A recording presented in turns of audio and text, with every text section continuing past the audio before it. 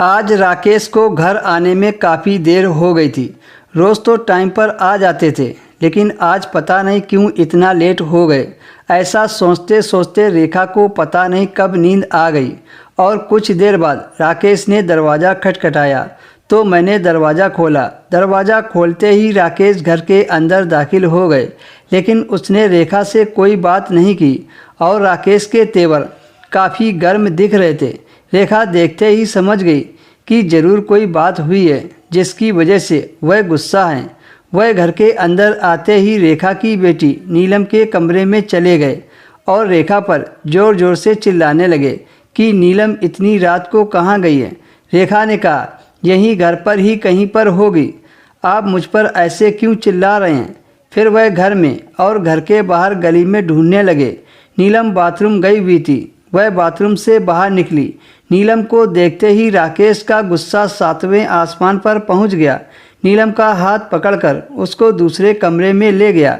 नीलम चिल्लाते हुए अपना हाथ छुड़ाने लगी, लेकिन राकेश गुस्से में था। राकेश ने अपनी बेटी नीलम को बड़ी बेरहमी से धक्का दे दिया। इसी दौरान रेखा ज़ोर ज़ोर से चिल्ला रही थी। उसकी आवाज़ घर के बाहर जा रही थी। रेखा अपने पति राकेश को चिल्लाकर कह रही थी कि जवान लड़की के साथ आप ऐसा क्यों कर रहे हैं और उसको कमरे में बंद क्यों कर दिया। राकेश ने चिल्लाते हुए कहा, तुम चुप रहो।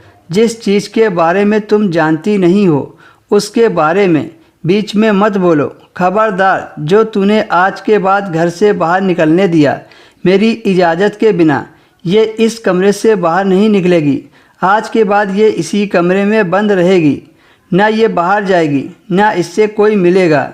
राकेश को इतने गुस्से में देखकर रेखा बहुत डर गई थी।